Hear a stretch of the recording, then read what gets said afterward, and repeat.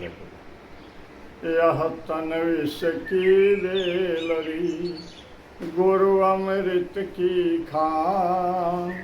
शीश दिए जो गुरु मिले, तो भी सस्ता जान। बंधुओं,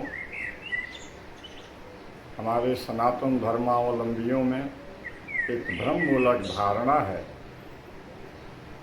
कि मंदिर जाना, सत्संग सुनना, धार्मिक ग्रंथों का पाठ करना, कथा प्रवचन सुनना वृद्ध जनों का काम।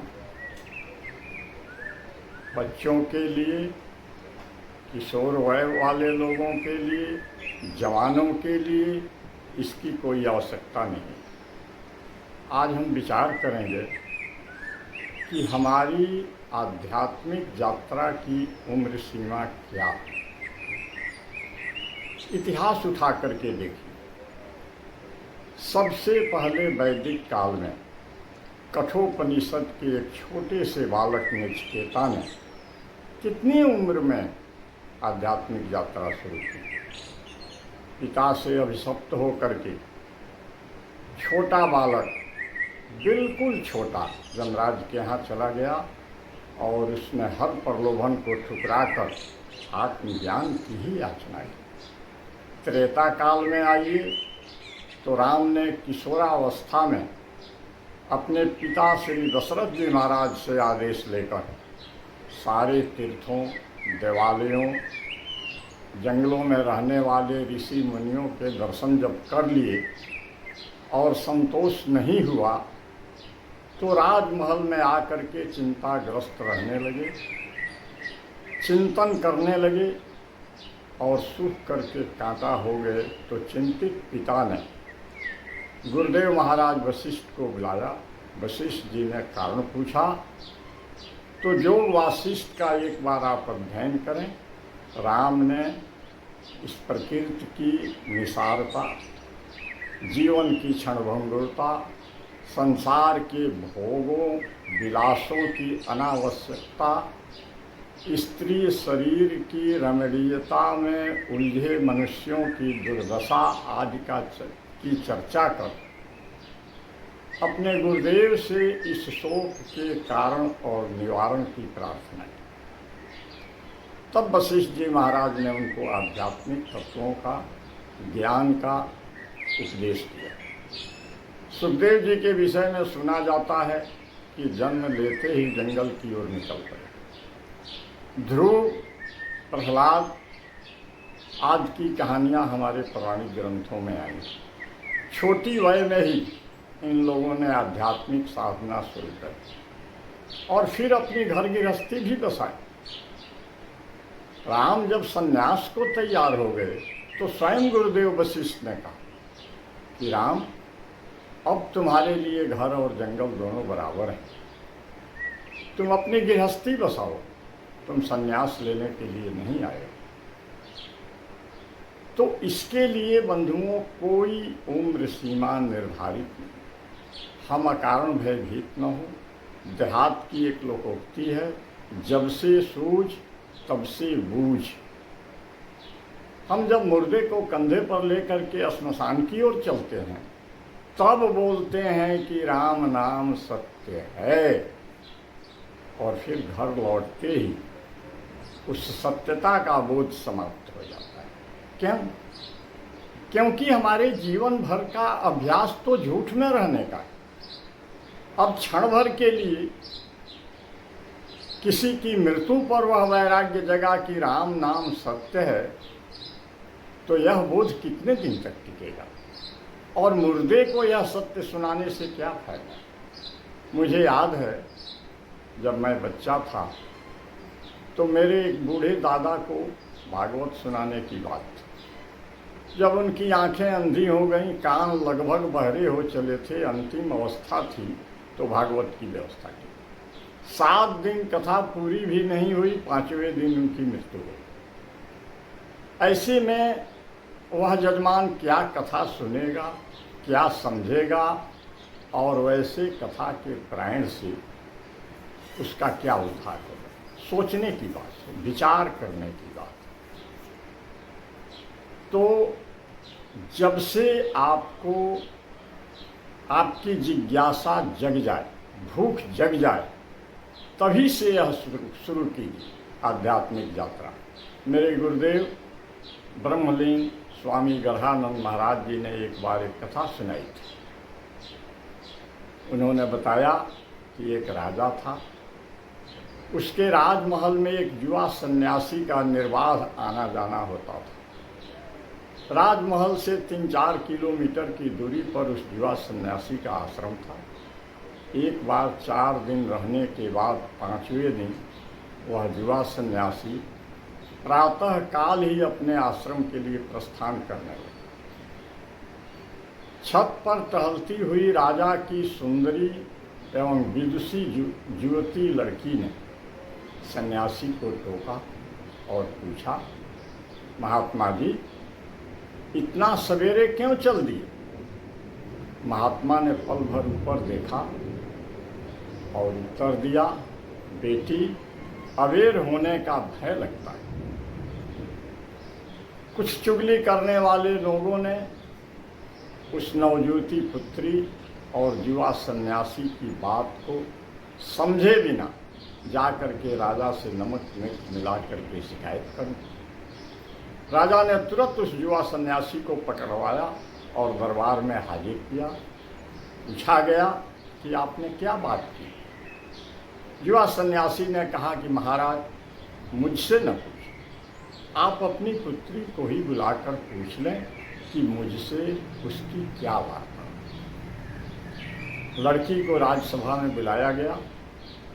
पिता ने पूछा तो उसने कहा कि पिताजी मैंने तो महात्मा जी से इतना ही पूछा कि इतना सवेरे क्यों चल रही, और महात्मा जी ने मुझसे कहा कि बेटी अवेर होने का भय लगता है। अब इसका गुणार्थ तो महात्मा जी से आप समझें। राजा की आंखें महात्मा पर टिक गईं और उस युवा सन्यासी ने बताया कि राजन, लड़की के पूछने का अर्थ था कि इतनी कम उम्र में आपने क्यों संन्यास लिया, और मेरे उत्तर का अभिप्राय था कि यह जीवन लीला पता नहीं कब समाप्त हो जाएगी, सांसें कब रुक जाएंगी। इस क्षणभंगुर जीवन में जितनी जल्दी हो अपने कल्याण का मार्ग पकड़ लेना चाहिए। राजा को बड़ी ग्लानि हुई, चरणों पर गिर पड़ा। अब लड़की ने कहा कि पिताजी हम लोगों में जो वार्ता हुई उसका अर्थ तो आपने जान लिया, लेकिन आपकी नज़रों में तो कुछ और ही चल रहा था, इसलिए मैं अब आपके साथ नहीं रह सकती। मैं इन महात्मा जी के साथ जाकर के इनकी सेवा करूंगी और सन्यासिनी का जीवन। तो बंधुओं, कहानी का तात्पर्य है कि इस यात्रा के लिए कोई उम्र सीमा आप निर्धारित न करें। जीवन इतना क्षणभंगुर है, कोई गारंटी आपके पास है कि जिस एक श्वास से आपकी ज़िंदगी शुरू होती है और अंतिम श्वास के साथ बंद हो जाती है, यह बीच में भी कब बंद हो जाए नहीं कहा जा सकता। आपके हृदय की धड़कन की कोई गारंटी आपके पास है? एक लड़का 10 वर्ष की आयु में ही चला जाता है, एक जवान 25 वर्ष की आयु में ही संसार छोड़कर विदा हो जाता है। ऐसी घटनाएं आए दिन हमारे समाज में देखने को मिलती। तो हम क्या उम्र इसकी निर्धारित करें? जितनी जल्दी हो, सुबह से शीघ्र हम अपनी आध्यात्मिक यात्रा, धार्मिक यात्रा शुरू कर दें। और आप डरें नहीं कि आपके बच्चे सत्संग में जाएंगे, गीता रामायण पढ़ेंगे, योग वासिष्ठ पढ़ेंगे तो वे सन्यासी बन जाएंगे, साधु बन जाएंगे, आपकी सेवा नहीं करेंगे। अरे भाई, यदि ऐसा होना होता तो भारतवर्ष के गली गली में नुक्कड़ नुक्कड़ पर सारे बाजार और शहर साधुओं से, सन्यासियों से अब तक भर गए। ऐसा नहीं होगा। इतिहास उठा करके देखें।